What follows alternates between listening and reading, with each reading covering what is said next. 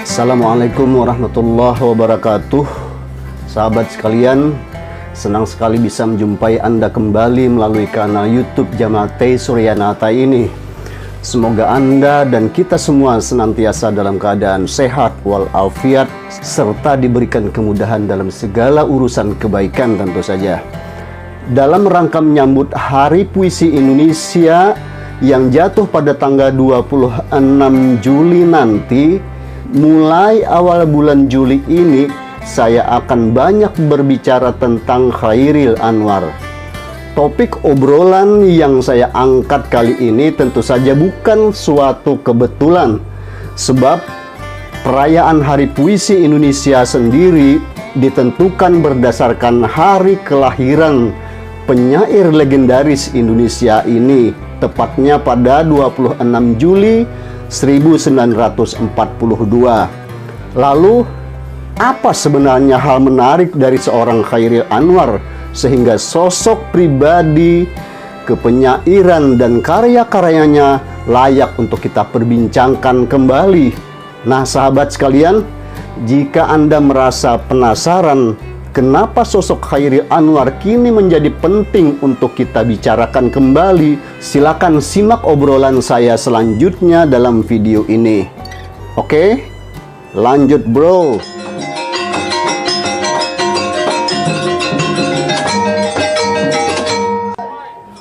Sahabat sastra Indonesia, sekarang izinkan saya mengulang pertanyaan tadi. Apa sih sebenarnya yang menarik dari seorang Chairil Anwar sehingga sosok penyair yang satu ini layak untuk kita perbincangkan kembali? Bukankah kepenyairannya kini sudah berakhir? Bukankah karya-karyanya kini sudah dianggap sebagai karya klasik dalam perkembangan sastra Indonesia mutakhir? Benar, memang benar mas bro. Sajak-sajak Chairil Anwar kini memang sudah terhitung sebagai karya-karya klasik dalam khasanah sastra Indonesia mutakhir.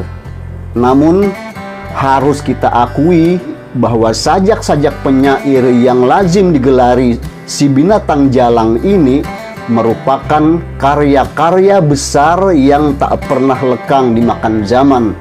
Selain itu, dalam satu dasawarsa terakhir ini, ada hal aneh yang terkait dengan karya-karya puisi dan nama besar penyair ini. Ada satu fenomena baru yang terjadi dalam perjalanan sastra di tanah air yang selayaknya bahkan wajib diketahui oleh seluruh sastrawan dan publik sastra Indonesia. Lebih-lebih lagi bagi kalangan yang baru terlibat dalam dunia sastra di tanah air. Baik, sebagai pengantar obrolan kita selanjutnya, sekarang saya bocorkan sedikit dulu. Begini, kalau ditanya, pernahkah Anda mendengar nama Chairil Anwar? Hampir semua orang Indonesia, apalagi dari kalangan terpelajar, niscaya akan menjawab, pernah. Terus kalau ditanya lagi, pernahkah Anda mendengar orang membacakan puisi Chairil Anwar? Niscaya banyak orang juga akan menjawab, pernah. Sebab sejak lama sajak-sajak Chairil Anwar semisal Aku, Diponegoro atau Kerawang Bekasi itu memang sudah sangat populer di tanah air. Banyak masyarakat Indonesia, baik kaum terpelajar maupun tidak, yang mengenal sajak-sajak Chairil Anwar itu melalui pembacaan-pembacaan puisi di berbagai kesempatan. Namun ketika ditanya, apakah Anda pernah membaca sajak-sajak Chairil Anwar langsung dari buku-buku yang pernah ditulisnya? Maka mereka yang menjawab pernah mungkin hanya tinggal 10%. Sementara 90% lainnya mungkin akan menjawab belum atau tidak pernah. Jadi, kalau publik sastra Indonesia dewasa ini dihadapkan pada dua teks puisi karya dua penyair yang berbeda, salah satunya adalah karya penyair Chairil Anwar, Lalu mereka diminta untuk menentukan atau memilih mana teks puisi karya Chairil Anwar.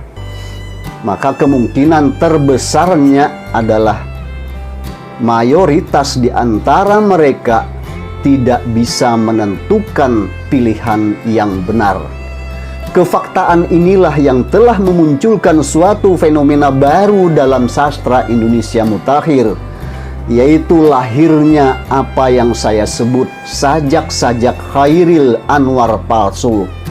Dalam konteks ini, yang saya maksudkan dengan istilah sajak-sajak Chairil Anwar palsu bukanlah karya-karya hasil plagiasi dari Chairil Anwar sendiri, melainkan karya-karya puisi baru yang ditulis oleh orang lain tetapi mengatasnamakan karya Chairil Anwar.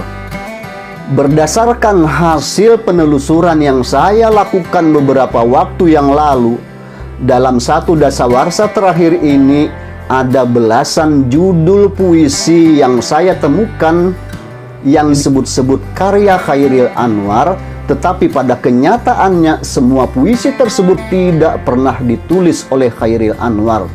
Saya juga sudah mencoba untuk melacaknya dalam semua buku karya Chairil Anwar maupun dalam buku-buku penulis lain yang berbicara tentang Chairil Anwar. Di situ pun tidak pernah saya temukan. Dengan demikian, jelaslah bahwa sajak-sajak tersebut adalah karya orang lain yang dinisbahkan atau mengatasnamakan Chairil Anwar. Karena itulah, dengan niat untuk meluruskan sejarah sastra Indonesia dan mengembalikan yang benar pada tempat yang semestinya, maka saya pun merasa terdorong untuk membuat berjilid-jilid video yang berbicara secara khusus tentang Chairil Anwar. Namun, sebagai materi pengantarnya, saya telah menyiapkan 4 seri video yang berbicara tentang biografi kepenyairan Chairil Anwar. Keempat seri video pengantar ini terutama dimaksudkan untuk mengenalkan kembali penyair ini ke tengah publik sastra Indonesia yang dewasa ini mungkin di kalangan milenial tidak begitu kenal lagi terhadap penyair Chairil Anwar. Lalu setelah keempat video tersebut, selanjutnya disusul dengan 5 seri video lagi yang mengupas tentang fenomena sajak-sajak Chairil Anwar palsu, khususnya yang saya temukan di beberapa laman internet, terutama dalam bentuk blog pribadi. Kemudian saya akan menyiapkan beberapa seri video lagi yang secara khusus membahas tentang sajak-sajak Chairil Anwar palsu tadi, tetapi dalam bentuk video baca puisi yang kini banyak beredar di kanal-kanal YouTube. Jadi, jika semuanya sudah selesai saya kerjakan nanti, berarti paling tidak ada 16 seri video yang akan saya tayangkan nanti. Dan mulai bulan ini, insya Allah jika tak ada aral melintang, akan saya upload secara berkala minimal sekali dalam seminggu, yaitu pada setiap Sabtu malam. Jadi setelah postingan video pengantar ini, pada minggu berikutnya, yaitu pada Sabtu malam atau malam minggu berikutnya, akan saya posting lagi video seri pertama untuk biografi Chairil Anwar. Jadi mungkin nanti video-video saya yang berbicara secara khusus tentang Chairil Anwar ini dalam rangka menyambut dan merayakan Hari Puisi Indonesia tahun ini mungkin akan sampai pada bulan September nanti baru berakhir. Namun begitu, dalam rentang waktu setiap minggu itu mungkin saja saya akan mengupload video-video yang lain sebagai selingan. Itu pun kalau memang saya sudah punya konten video yang berbeda.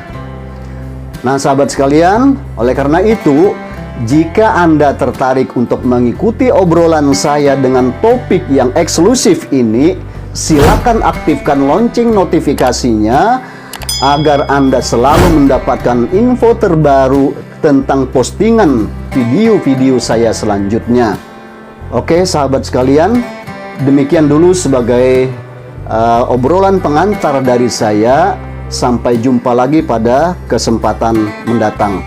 Akhir kata, burung dara, burung perkutut, burung murai si burung nuri. Itulah nama-nama burung.